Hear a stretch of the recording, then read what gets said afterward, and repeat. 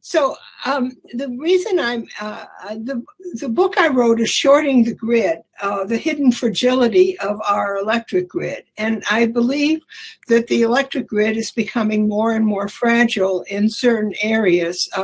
And I call this auctions versus reliability.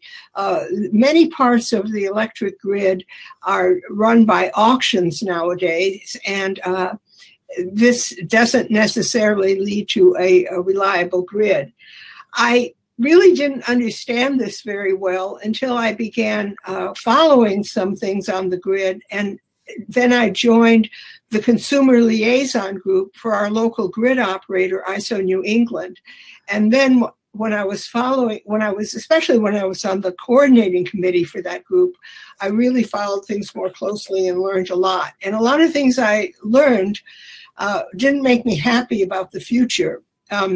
People say I predicted what happened in Texas. Not exactly, but I wasn't surprised by what happened in Texas.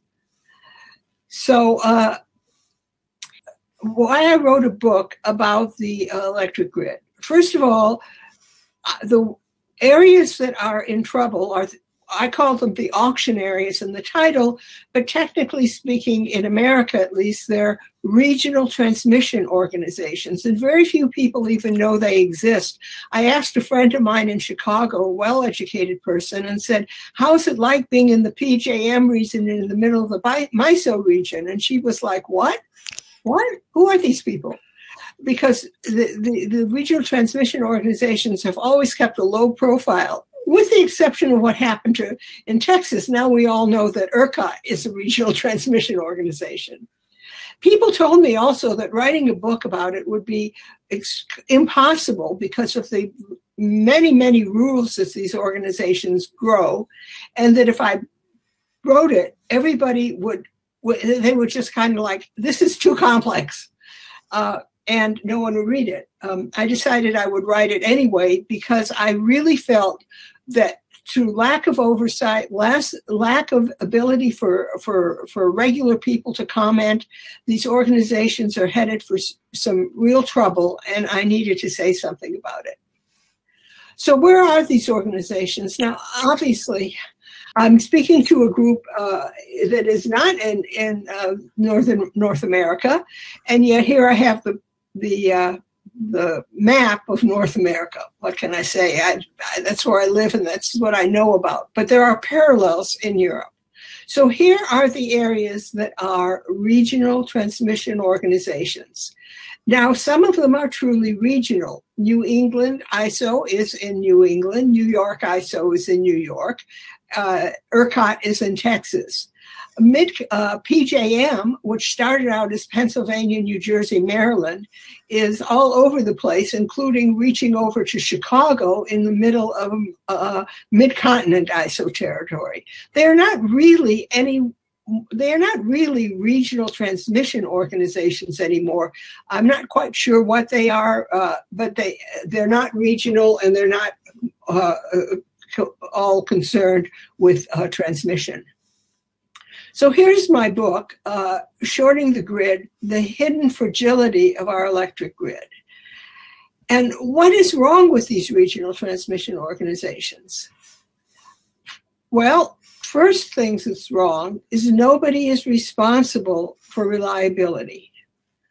The regional transmission organizations run auctions.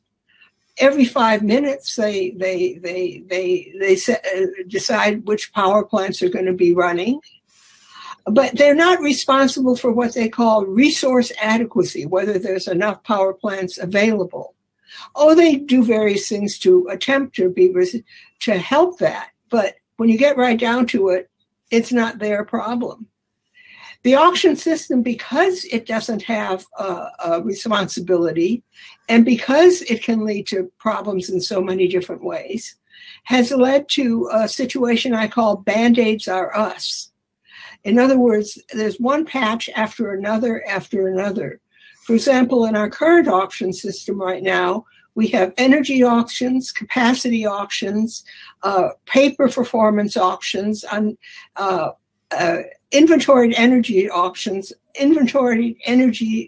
auctions on top of the last two, and so forth. All of these are operating at once, and only a genius or can figure out exactly what's going on or who's making what happen. Another thing is the meetings are often closed and they're ruled by insiders. There's a term that's used, stakeholders. Now, I consider myself a stakeholder in my local grid. I buy electricity from it. But stakeholders are people who are allowed to be in the participants committee of the RTOs and pay to be in it. So it's a closed meetings. Okay, let's look at what these auctions and everything are trying to do. So this is, to understand that, this is a very simple diagram, but to understand what is going on the grid, you really have to look at this diagram. It's similar diagrams everywhere. So 0, 0 at the left is midnight, and you don't have the 24, 0, 0 at the right, but basically this is 24 hours on our local grid. On the left is megawatts being used at any given time, 10K megawatts. Well, on other things that I'll show later, that's also shown as 10 gigawatts. But basically, that's the number of electricity being used at any time.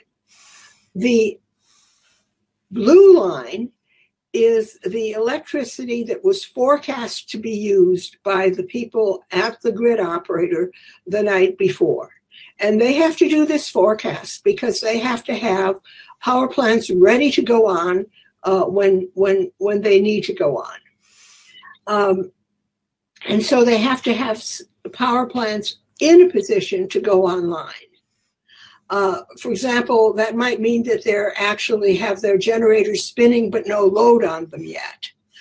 They might be quick response, they might be slower response, but the grid operator has to do an elaborate forecast in order to make that blue line.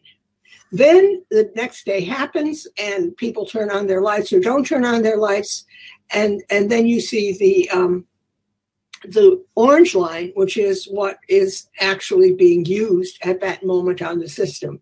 And it's pretty close, as you can tell in this case. It's pretty close. Well, let's look at some other things about this. We see that at 3 in the morning, 03, there's 10K or 10 gigawatts of electricity being used on the grid, while at maybe, I don't know, 1900 would be, let's see, 7 at night, there's a lot more being used, close to 15 gigawatts.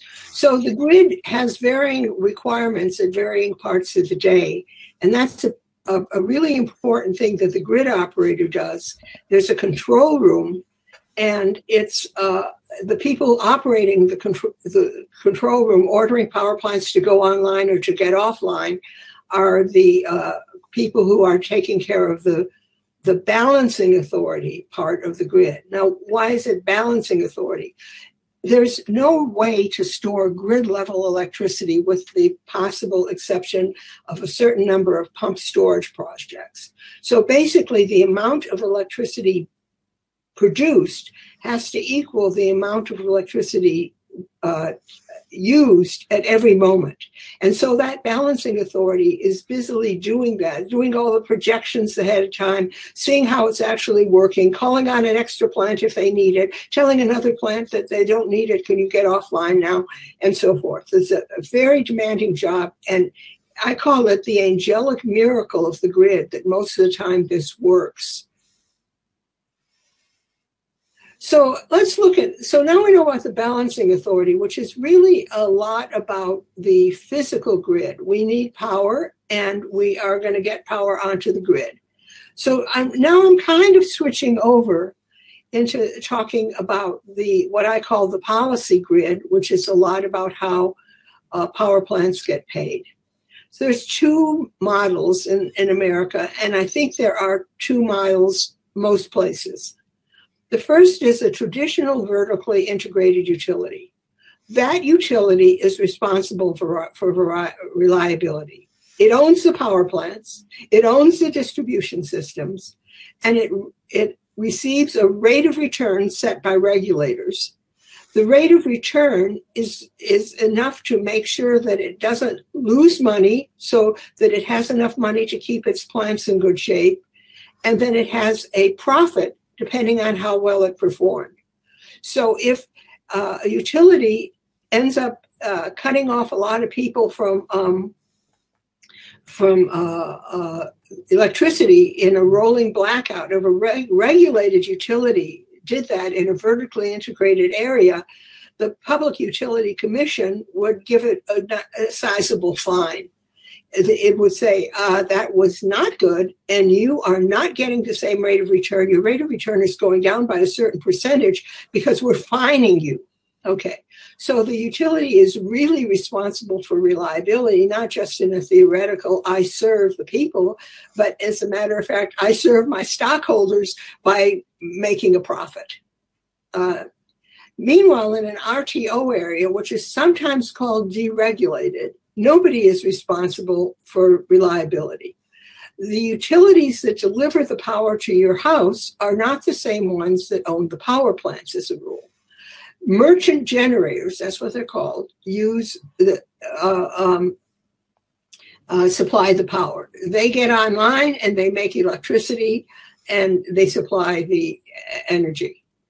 Meanwhile, a distribution utility, which probably has a connection to your home, goes onto the auctions and buys power from the merchant generators and then distributes it to the houses. Regulation of this is multi-level and, in my opinion, easily gamed. And we could very easily see where it was gamed in 2001 when there were rolling blackouts, extensive rolling blackouts in California. Everybody said Enron had been playing games with the situation, and that's why there were the rolling blackouts, and that's probably true. But you see, in a traditional vertically integrated utility, there'd be no point to doing that because you just get fined. But what happened with the in California in 2001, and I think some of what happened in Texas, is that if you think that you're going to lose money by running your plant now when the prices are low, or maybe the gas prices are high, and so you're going to lose money running it, you're a merchant generator. You're not responsible. You just say, okay, I'm offline, whatever. So Enron could take power plants offline until the prices on the grid rose, and then it made more money. So let's look at these auctions for a moment. I've talked about the auctions, and I seem to be talking as if everybody knows how the auction goes. And I don't know. Let's look at the clearing price is central. So for the moment, I'm going to look at the RTO and say that the distribution utilities are buying from the RTO. The RTO is a middleman, but the RTO looks at those curves I showed you and says, in the next 5 minutes, the auctions run every 5 minutes, I'm going to need 700 megawatts. So Plant A comes up and says, I'm here for you. I have 300 megawatts and I'm offering it at $20 per megawatt hour. Plant B says, I'm here for you. I have 200 megawatts and I'm offering them at $30 per megawatt hour. Plant C says 300 megawatts at $40 per megawatt hour. So the RTO fills the list from the lowest price plant up. It buys 300 megawatts from Plant A, 200 from Plant B. It doesn't need all 300 from Plant C. It buys 200. So now it has its 700 megawatts. And all the plants get the $40 per megawatt hour because that's the clearing price. In other words, Plant C just set the clearing price for that round of the auction. Well, you can see that there are a lot of fun things that can happen with this, and we'll talk more about them. But Plant A really, let's say they didn't need very much power and there was a lot available, then Plant A might find itself just getting $20 an hour. But if there's a scarcity of power and the price is going up, Plant A is a very happy camper because it's now getting the highest price on the grid, which is, and Okay. So, as I say, power plant owners want high clearing prices, and the reliability of the grid is not their department. In 2001, Enron gamed the market by taking plants offline. The remaining plants found themselves getting very high prices, because once some of the plants were off the market, the grid operator had to call on more and more high-priced plants that it wouldn't usually call on. In other words, if we can go back to this, if you can imagine that plant A was offline, and that they needed all of plant B and all of plant C, and then they had to go to plant D, which is at $50 a megawatt hour. Well, that'd be really good for plant B. And if the plant A and B are owned by the same company, I think you can see how incentives are a little bit not in line with how things we might want them to be inexpensive.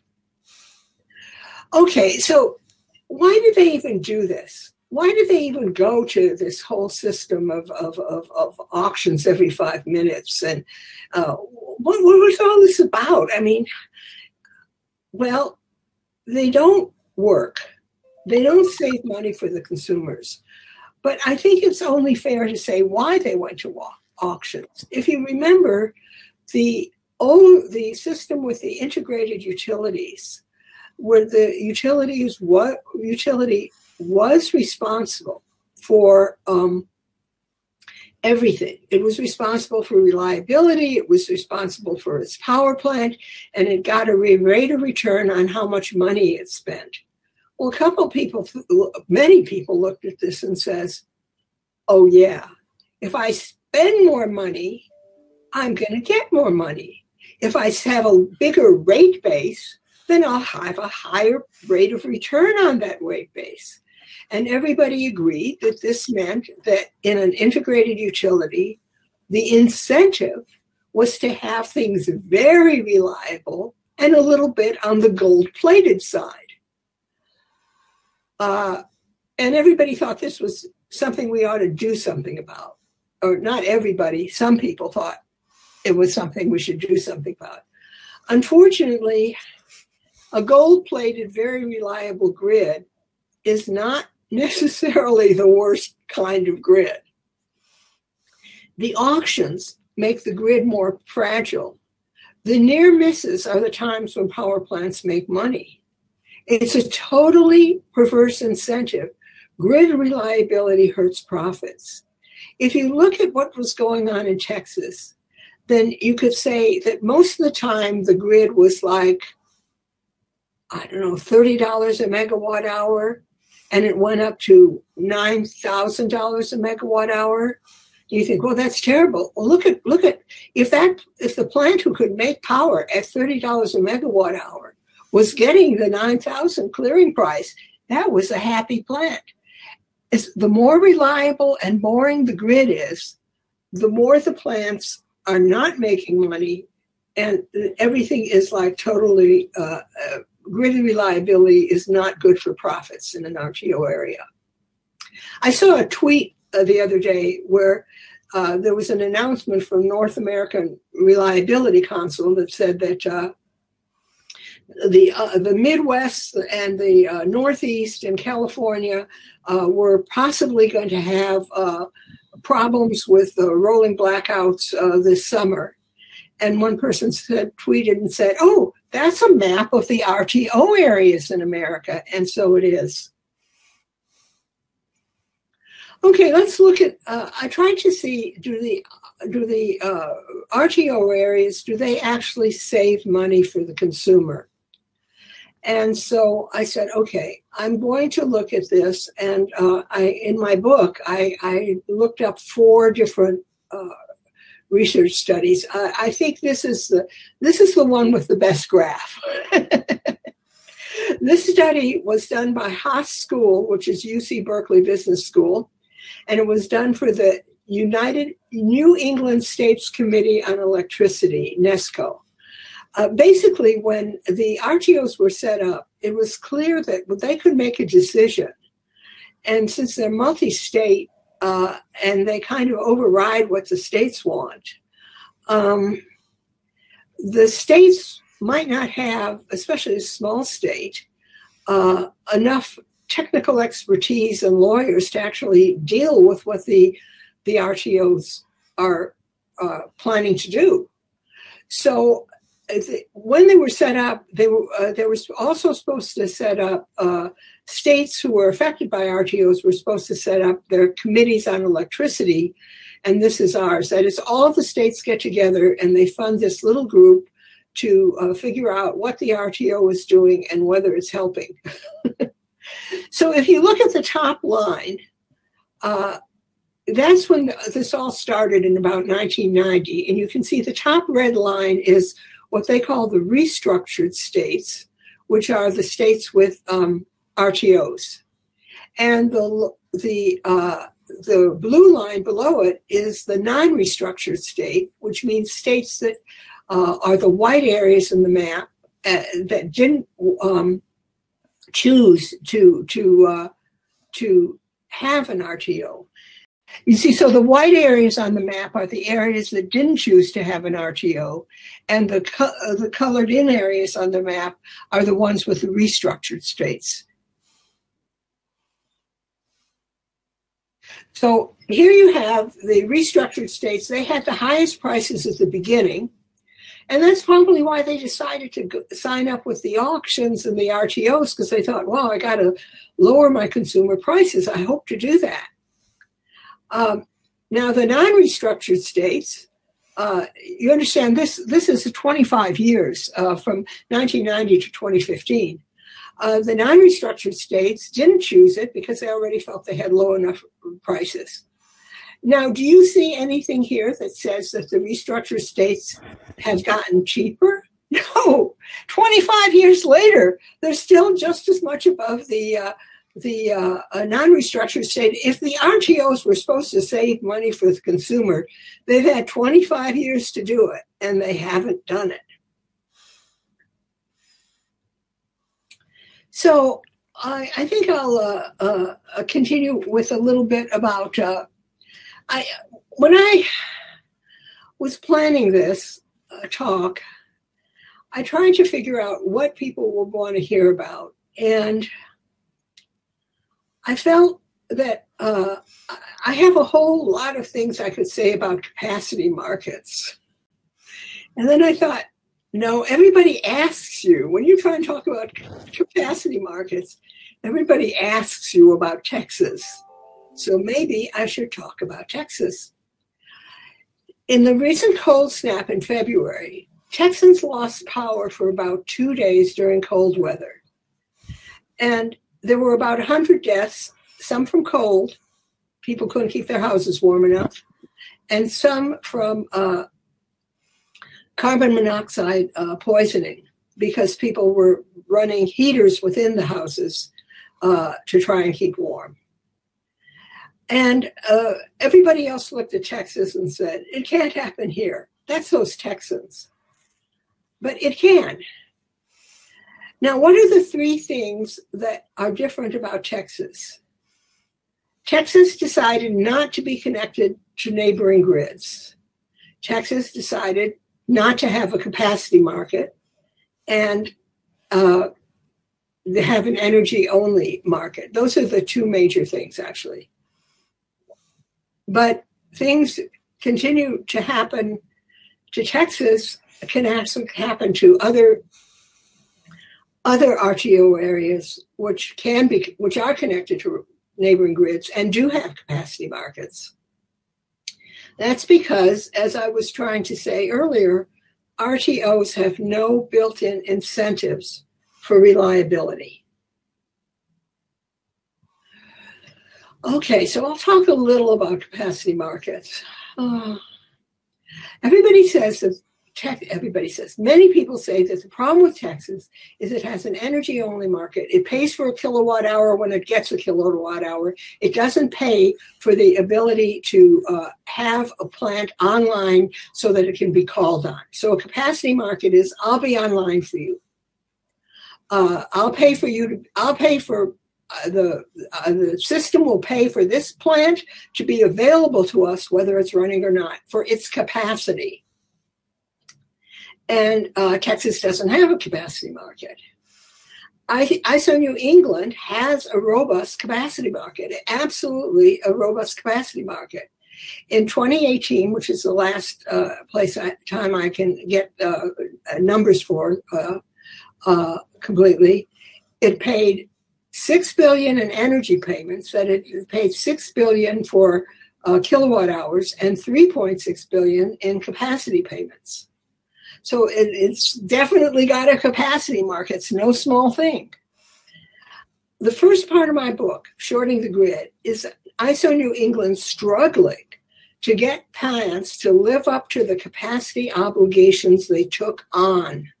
They got paid for their capacity, but when someone said, hey, we need you, they weren't necessarily there.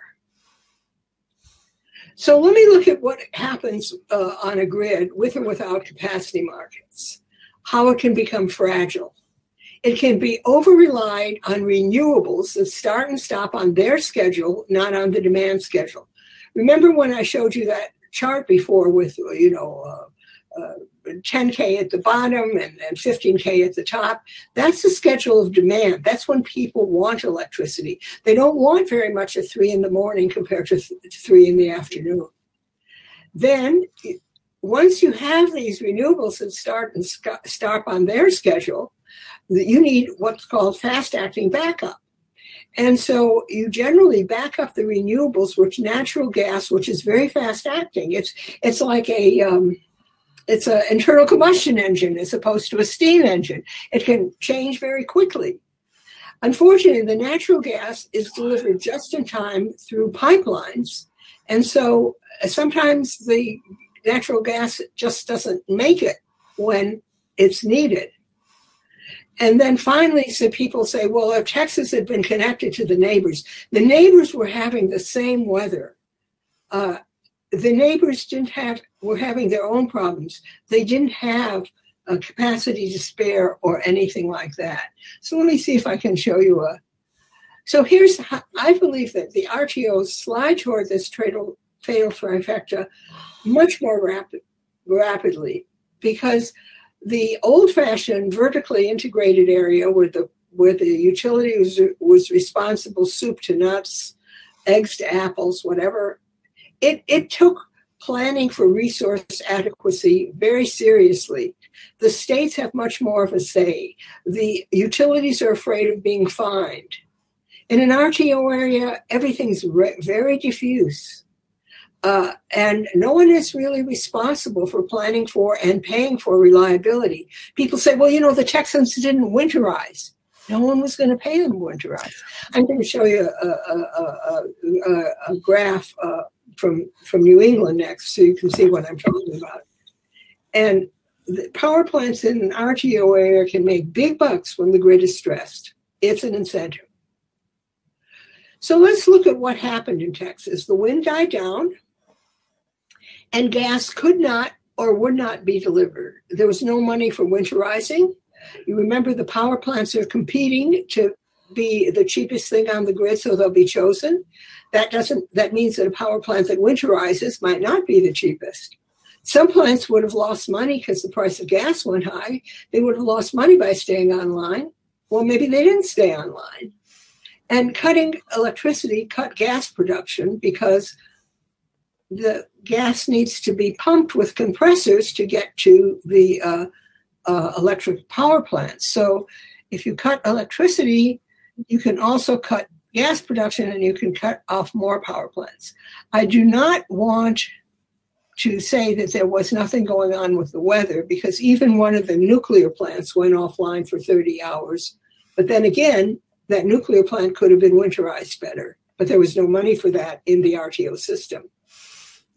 So let me look at this graph. You know, a lot of people will look at Texas and they'll say, well, you know, it was because it had too much wind. No, it's because it was this, because of that. I think this is a really interesting graph. The green line is wind. And around midnight, February 15th, Monday, is when everything kind of fell apart on the Texas grid, and they began throwing large numbers of people offline, and they stayed offline for days. So what happened is that on Monday, the 7th or 8th, wind was providing 25 gigawatts of energy to the Texas grid. But then the wind died down, not just freezing or it wasn't winterized, the wind just died down. And as you can see, Tuesday the 15th, there just basically wasn't any wind on the grid. That green line went down to zero. Okay, so let's look at the reddish line. That's the nuclear plant. It was steady as it goes, but then it hadn't winterized. There were 4 of them, and one of them went offline because it hadn't winterized. But it was pretty much the steadiest. If you look at all those different lines, it was pretty much the steadiest. So that's what happened. Okay, natural gas. Natural gas went online when wind died down, just like it's supposed to. It went online fast. It kept up with things. And then it was overstressed. It was just overstressed. It was getting too expensive. Some plants went offline because they couldn't afford the gas. Some plants went offline because they couldn't get gas pumped to them. And as you can see, on February 15th, natural gas suddenly went from 44 to, from 44 to 28, more or less, megawatts. So, you know, you can't really say, oh, it was renewables, oh, it was natural gas. It's the combination plus the fact that not winterizing. So I'm going to get back to New England now and talk about things. We have overdependence on natural gas, which is delivered just in time and sometimes can't be delivered on time to power plants, because when homes are using natural gas, homes have priority. Dual-fired natural gas plants can burn oil instead. So that's great. You can keep the grid up, even if the natural gas isn't being delivered. They can only burn natural gas if they have oil available. During the January 2018 freeze in New England, our grid was 30% oil-fired. I have to put that there because I want to tell you that this is not a trivial thing that they can burn oil. It's not like at the margin, you know, they're doing about 10% oil. No, our grid was 30% oil-fired because the power plants couldn't get natural gas, but they could get oil. Our RTO had bought oil for the dual-fired plants. Any decent state without an RTO could require oil purchases for a gas plant. Because England is an RTO, FERC shut down our oil purchase plans because deciding to purchase oil is not fuel neutral and market-based, and RTOs cannot be favor one kind of power over one kind of fuel over another.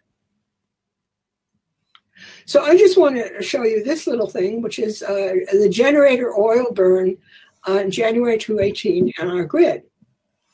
See those beautiful green lines? Those are the green lines. That's the oil that was burned on the grid, making up 30% of the oil of the power on the grid, from oil purchased by ISO New England in the winter program. Okay? The little blue lines are the amount of oil that was burned by non-winter program generators. So in an RTO system, we're not Texas, but were people actually preparing and spending money for winter? Look at the non-winter program generators. Do they have oil around? No, they didn't. So I guess that's it. I've now talked about Texas. I've talked about capacity. I've talked about winter reliability programs. And one of the problems with this is that it is very difficult. It is, when I decided to write it, I there were times I thought, the people said you're never going to be able to write this they were right. But I did write it. So there you are. And I think I've made it clear with a lot of examples, and you can see why RTO systems are built to malfunction. I'm always happy to hear from you. And it's easy to find me because my name is Meredith Angwin, and I'm at meredithangwin.com, Meredith Angwin at Gmail, and at Meredith Angwin on Twitter. My book, Shorting the Grid, is available at Amazon. It's available as a hardback, a paperback, and a Kindle. It's also available as a Kobo. It's available as a Nook, as an Apple book. Anyway, so you can indeed get a hold of me. And I also encourage everybody to look at electricitymap.org because I think it's just great. It shows the carbon content of the different grids. Well, first, thanks for a very interesting talk, and we're going to see, there are a few questions. What lessons can we learn from this for our side of the pond? Well, I think that you can learn from this, your side of the pond, that putting a lot of renewables on the grid is somewhat difficult for the grid to manage unless you have a lot of fast-acting backup. So, for example, if you are a Scandinavian country with a lot of hydro, that's very fast-acting. And so you can put more renewables on the grid than if you're in Texas with no hydro and hoping that the power plants that need natural gas will get it supplied. It's all very location specific, unfortunately, so I don't know how to say what Europe should learn. I would say one thing I've learned is that if you say, oh, you know, we can go to 100% renewables, that people really aren't able to do that very well. There's always got to be some backup. Now, if you can get hydro backup, then you can say, well, look, we're at 100% renewables. But if you have to use natural gas backup, you're not going to get there. No. Would you plead against renewables? That would be hard for me to do. I would like to see a mixed kind of grid where you had steady base load plants like nuclear plants that have low emissions for that 10K or whatever it is, gigawatts. And then if you're following that curve that goes up and down, that could be a mixture of natural gas, oil, and renewables. I don't think any grid should be 100% one thing or another because there is always some possibility of some kind of common mode failure.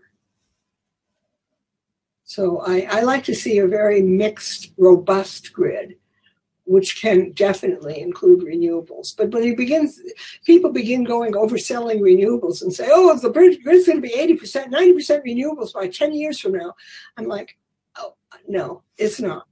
And what would you think would be the max percentage that a grid can tolerate? That depends on a lot of factors. I'm sorry, it just does. But basically, if you consider hydro renewable and you have a lot of hydro, you could call the grid 90% renewables. If you don't have a lot of hydro and you're backing up renewables with natural gas, then you have to think about a lot of things. One of the things is that an average grid has a reserve margin. That is, if the grid requires 100 gigawatts of power, then it has to have 110 gigawatts of capacity available. So in case the power is more than you expect or a couple plants go offline, you're still okay. Yeah. But when you talk about renewables, because they go offline whenever they want to, you're really talking about 100% backup for the renewables. So you have, as a matter of fact, one of the studies showed that if you add 1 megawatt of renewables to the grid, you have to add 1.05 megawatts of fast-acting backup. So it becomes a matter of how much are you willing to invest in fast-acting backup, and in how much are you going to watch natural gas be an important part of your grid. Yes. You've heard that here in Europe there's a movement to quit gas. How do you say that? To stop you here in the Netherlands. We have a lot of gas in the ground, but we're going to stop using it for several reasons. Well, there's always a movement to stop using fossil fuels, and I mean, there are reasons for that, and it's not foolishness. But I have to say that the claims that are made are not very reasonable. I mean, in other words, if you stop using your natural gas, what are you planning to use instead? As I understand it, Holland is a very a flat country. You don't have a lot of hydro. It's a cloudy country. What I'm trying to say is I don't think it's reasonable for Holland to say, we'll just stop using natural gas and we're going to use renewables. Yes, well, it's a confusing situation because in Germany you get a premium when you switch to gas, and here you are ordered to leave it, and that's just the country next door. And in Belgium, they're going to close down nuclear power plants and replace them with gas-fired plants. So I don't expect you can say anything sensible about that. Who can? I'm going to say one thing which I consider sensible, and that is a nuclear plant has fuel on site in the reactor. It can be very cold out. It can be very hot out. And the nuclear plant still has its fuel available. Unfortunately, when you go to natural gas, if it's very cold out, you may not be able to get fuel. And that's why we have the winter reliability oil projects. So closing down nuclear to put in natural gas is just making your grid more fragile. Even if you don't care a thing about, global warming, you say, oh, that's somebody else's problem. Closing nuclear, putting natural gas in, makes the grid more fragile and more likely to have a problem. And how is the situation in the U.S. Developing in that respect? Because you're closing nuclear power plants, Indian Point, Diablo Canyon, and the power plants in Illinois, I understand. Well, it's a terrible situation. I mean, I think it's just dreadful to close down a power plant which is non-polluting, very reliable, and so forth, and put in just-in-time delivery power plants with natural gas. I mean, I just think it's terrible, and I can't do anything about it. I've tried to campaign for keeping nuclear plants, and I campaign as much as I can for that. But in a way, I really wanted people to understand that the auction system on the grid and the fact that nobody's responsible for reliability just makes things worse when you have these RTOs and these auction systems. They don't save money. They increase fragility. They give an incentive to plants to be offline, and if they have a sister plant that can make more money while they're offline because the price of the grid goes up. So, I mean, I just felt people didn't even know about that aspect of it. People tend to be very much focused on the generating source, which is absolutely fine. But when you get right down to it, I like nuclear or I don't like nuclear, or I like natural gas or I don't like natural gas, or I think solar will do everything or I don't think solar will do everything. That's not the whole story. The grid is a whole system, and you have to understand what's available, what's backing up what's available, and many aspects of providing power, not just kind of like, I like this one, no, I like that one. Well, let's argue. Yeah, we're a bit spoiled, aren't we? I understand that with regard to RTOs, your book has made quite a splash. Has it? I think it has. I've get a lot of emails, and it's been between number 1 and number about 15 on Amazon in several categories. And when I look at some of the other books that it's going up against, like by Michael Lewis, I'm like, oh. So yeah, it has been widely, and I've been asked to be on a lot of podcasts and some radio shows and stuff. So I guess it has made a splash. I really wanted to make a splash, not because I want to be wealthy from it. I'm retired. I'm reasonably comfortable. I mean, of course, we could all be wiped out by a big illness or something. But I guess what I'm saying is I felt people just didn't even know about RTOs. They didn't even know they were in an RTO. And the way they may find out is the way California and Texas found out with the rolling blackouts. And so I wanted people to be aware of this. Yes. I don't know if everybody's aware of what a rolling blackout actually is. It's not 100% blackout, is it? No, it is 100%, but only for a while. Yeah. We're all used to blackouts that are like a power line went down and they're getting their crews coming out to fix it, and it might be 8 hours before it's fixed or something like that. A rolling blackout is different. A rolling blackout is where the grid doesn't have enough power to supply everybody. So the grid operator, to keep the grid machinery working so it doesn't destroy itself, attempting to supply everybody when it can't, will just shut off a whole bunch of people. They'll say, okay, everybody in that county no longer has power for the next hour. And after an hour, we'll roll it on to the next county. The first county gets power back, the next county loses power. Okay, it's been another hour. Well, the thing is, in Texas, they were supposed to have rolling blackouts, but the grid was in such trouble that they became regular 48-hour, regular blackouts of more than 40 hours. So the trouble with rolling blackouts is, well, there are a lot of troubles with it. But one of the troubles is you don't know that it's going to roll on, right? It's supposed to be there for an hour, but maybe it's actually going to be there for 30 hours. You can't tell. Yeah. And another thing about it, because I've been through them in California when I was living there, is that the grid operator will never tell you where they're going to have the rolling blackouts, for the very simple reason that they feel that a lack of electricity is the kind of thing that will attract crime to the area. That if you know that this area, a wealthy area, everything's off, power is off, though, everything's off, then that's a nice opportunity for criminals. And so you just don't know. All of a sudden, your power goes out. That's it. Then you know, oh yeah, we must be in a rolling blackout. Yeah. A rolling blackout is the same as a brownout, isn't it? A blackout, you can't turn the light on. A brownout, you have lower voltage, and so your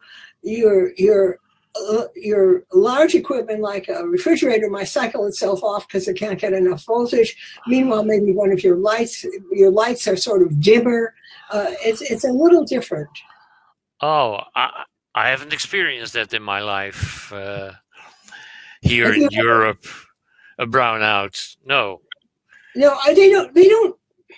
I don't think they do brownouts on purpose very much, because the thing is that a rolling blackout, the grid operator is in charge. He's like, that county off, next county on, this county on now, next county off now. A brownout can a change in the voltage and stuff and the frequency that can affect the actual grid machinery, and so they don't really like that. Because if you mess up the machinery, then you can have a couple months repair time. Yeah. I have a technical question from a viewer. Are gas turbines in the US also working with steam turbines? Well, I don't know what I'm asking. I'm just... are gas turbines also working with steam turbines? Oh yeah, we do have combined cycle. We definitely do have combined cycle.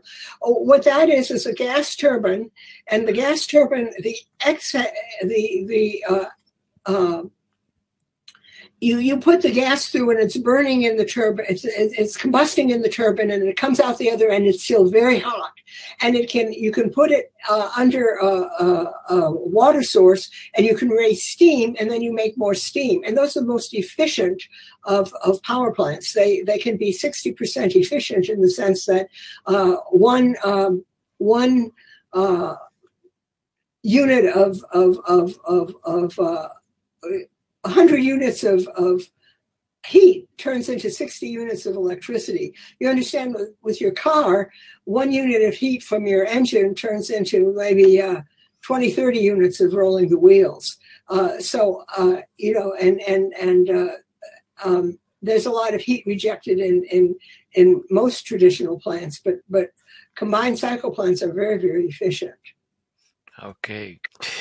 I have another question here. After 1 month after the Texas blackout, many polymer factories have not yet recovered and are still offline. Will there be an industrial push to improve the situation structurally? I think there will be, but I'm going to tell you that the situation, because it's an RTO, is so entrenched with the different members of the different committees, and I think it's going to be really hard to change. My own experience with this, which isn't extensive, is that when electricity gets to be unreliable, industry tends to look for another place. It begins building something, it's sort of shutting down this plant, it's not improving it, because it can't afford to lose that kind of money. So if you want your area to provide good industrial jobs, you really can't have unreliable electricity. I read somewhere that there is, and I don't know who said it, and I got to give somebody credit. There's no strong country without a strong grid. And there's no strong industrial base without a strong grid. And with regard to the future, are you pessimistic or optimistic? I'm a natural optimist. A natural optimist. Yeah, I'm a natural optimist. And the other thing is that what we need to bring into this situation is a little more accountability. In other words, in one of the things is in the old RTO area, in the old vertically integrated areas, if there was a loss of power and the utility got fined and didn't have the rate of return that it was expecting to have because it had let people go offline too much, then there'd be a shakeup at the top of the utility.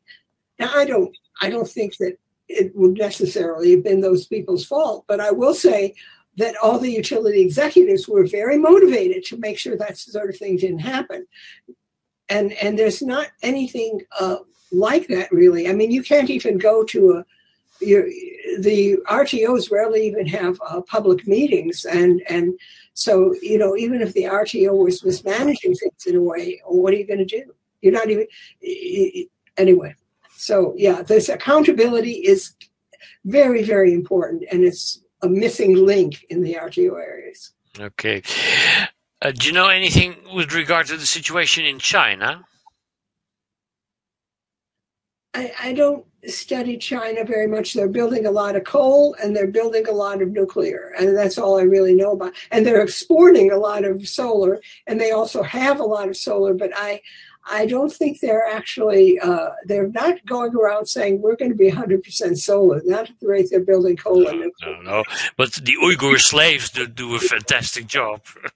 Well, yeah, that is a real issue. And yeah. Really, one of the things is that I don't talk about it because there are a lot of issues on the grid with with solar. Okay, it goes on and off when it wants to. Clouds come across. There's a theory on a grid that no power plant should be more than a little more than 10% of the grid, so that if it goes offline suddenly, nothing bad happens. Well, if you get a lot of solar on the grid at sunset, it's more than 10% going offline. There's all kinds of problems on the grid, and so I emphasize those because I know something about those, and I know something about the Uyghurs, but I feel like I don't know enough to make that the main point of what I talk about. I get really concerned, though, that people, as someone said, the Uyghurs are sort of the blood diamond of solar. Yeah. I just, it's an idea I heard that Europe is so complicated with regard to energy, because no matter there's a wide choice of energy sources, but we don't want to use either of them. They're always a problem. That people in China have fantasized, or maybe more, that they produce the electricity and transport it our way. Is that a technical possibility over that distance? I don't think they can send electricity to America over the Pacific or over the Bering Strait. It's too long. There'd be too much line loss, and there'd be too many opportunities for bad things to happen to the lines. Okay. But I think that it is true that the other thing I think is that, as Robert Bryce said, if people have a choice between dirty electricity and no electricity, they'll choose the dirty electricity every time. Yeah. I mean, Robert Bryce wrote the book Electricity and the Wealth of Nations, and this was a point that, if people can't get reliable electricity, they'll fire up a diesel in their backyard. And they don't care that it's smoking or it has NOx or whatever. They need the electricity. Yeah. Are energy suppliers liable for property damage and business interruption? Generally, no. And you can sort of see why, because energy supply is difficult, and no one would go into the business if they said, "Oh my gosh, somebody lost money because their freezers failed and all this food went bad, and so now we have to pay for all that food." And so every supermarket would be a big cost to the local power company if they had a line down. So in general, the rule that they're not liable, that we make the assumption they're doing the best they can, is good. But when you get to, in my opinion, when you get to an RTO system, or if you get to the idea that we're going to be 100% renewables or something, then maybe a little liability would lead to a little more accountability. But I don't recommend that as the way. Okay. Someone asks whether geothermal is an option in the US. Oh, I love geothermal, and it is an option in many places, but that doesn't mean it's an option for a big option for the power supply. I mean, when I was at the Electric Power Research Institute, I moved into nuclear, but I had been in the renewable group, and in the renewable group, I was in the geothermal group. And, we had a beautiful geothermal field in California. It's still operating, but it was like 1,000 megawatts. It was a big field, and everything is low. I love geothermal. The thing is that unless there's some magma and a water source, it's not efficient. There are places where there's magma and a water source. The geysers, for example, all over Iceland. Absolutely, but it doesn't. I would like to say geography is destiny for geothermal. If you really have to have the right geography to make power with geothermal. Thank you very much. Thank you very much for inviting me.